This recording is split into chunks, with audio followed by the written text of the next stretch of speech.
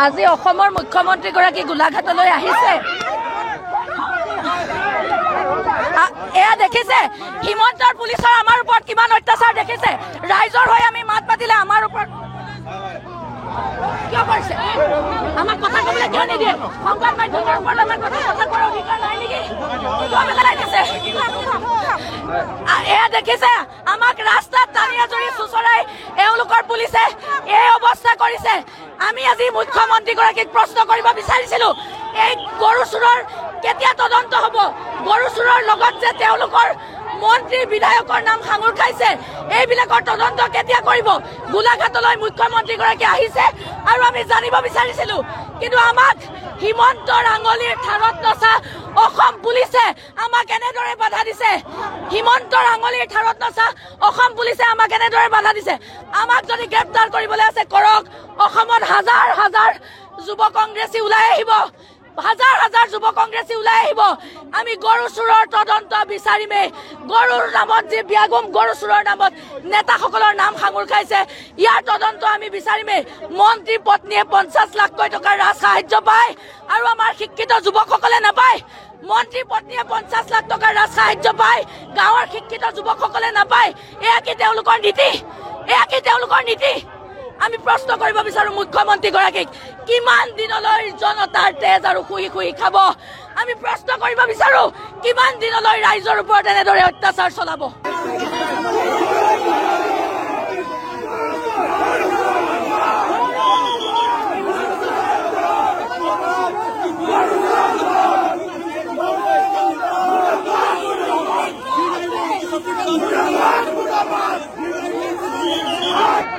মুখ্যমন্ত্ৰী হিমন্ত বিশ্ব শৰ্মাৰ নেতৃত্বত কেবিনেটৰ মানুহৰ দ্বাৰা আজি সাংবাদিক নিগ্ৰহ হৈছে।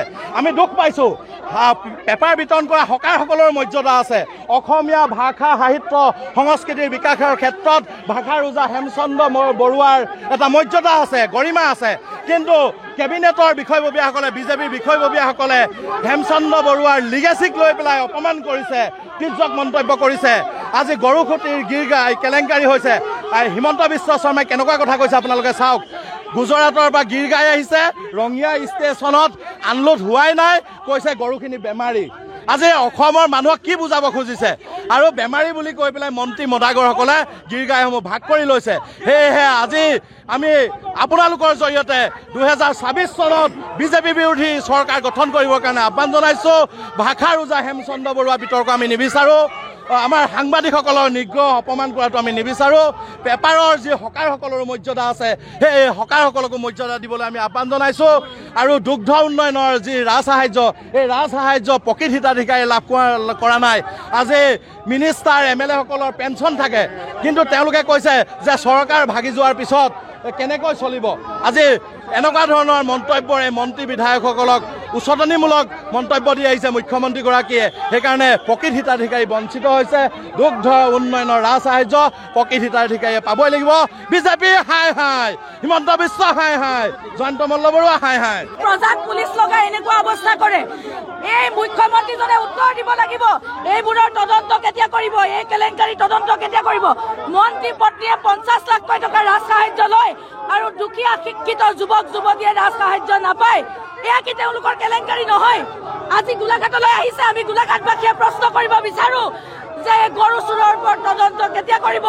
কেতিয়া এই গৰু চুৰসকলক কৰায়ত্ব কৰিব? আমি টিভিত দেখিছো অসম বিধানসভাতে ব্যাগুম নেতা এই গৰু কেলেংকাৰীৰ লগত নাম জড়িত হৈছে। এইবোৰৰ তদন্ত কেতিয়া কৰিব? নে তদন্তৰ নামত কেৱল আমাক এনেদৰে অত্যাচাৰ কৰিব আৰু সংবাদ মাধ্যমক বাৰে বাৰে আক্ৰমণ কৰিব? এই কি তেওঁলোকৰ নীতি? আৰক্ষীয়ে দেখিছে আমাক কেনেদৰে বাধা দিছে। এই মুহূৰ্তটো চাব পাৰে, আপোনালোকৰ লগত কথা পতাৰ সময়তো আমাক কেনেদৰে বাধা দিছে, আমাৰ ওপৰত কেনেদৰে অত্যাচাৰ কৰিছে। আমি ৰাইজৰ হৈ মাত মাতিছো। আমাৰ শৰীৰৰ এক টোপাল তেজ টকা তেতিয়ালৈকে আমি ৰাইজৰ স্বাৰ্থত মাত মাতি যাম মুখ্যমন্ত্ৰীগৰাকী আহিছে গোলাঘাটলৈ গোলাঘাটলৈ আহিছে তেওঁক ধিক্কাৰ দিছো গৰিহণা দিছো গোলাঘাটবাসীয়ে জানিব বিচাৰে এই গৰু চুৰি কেলেংকাৰী কেতিয়া তদন্ত হ'ব গোলাঘাটৰ ৰাইজ আমি গোলাঘাটত জন্ম হৈছো ইয়াত ডাঙৰ হৈছো আজি তেওঁৰ এনে এক পৰিস্থিতিত ইয়াত ভ্ৰমণত আমি প্ৰশ্ন কৰিব বিচাৰো মুখ্যমন্ত্ৰীগৰাকীক এই গৰু চোৰসকলৰ ওপৰত কেতিয়া তদন্ত কৰিব কেতিয়া এই কেলেংকাৰী তেওঁলোকে বৰঘৰত কৰি আৰু আনক তেওঁলোকে দোষাৰোপ কৰিব এনে নীতি নচলিব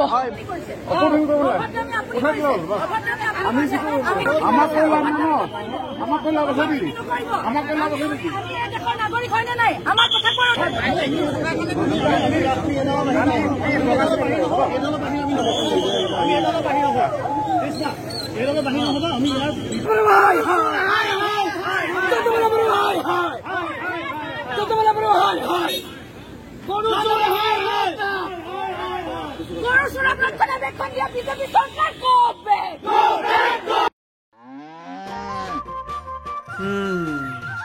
মোৰ লখিমী কেইজনীয়ে ইমান বেছিকৈ গাখীৰ দিয়ে মনটো একেবাৰে ভাল লাগি যায় বিয়মৰ দানা খোৱাৰ পৰা মই বেছিকৈ লাভৱান হৈছোঁ আপোনালোকেও বিয়মৰ দানা খুৱাওক আৰু এইটো বেছিকৈ লাভ কৰক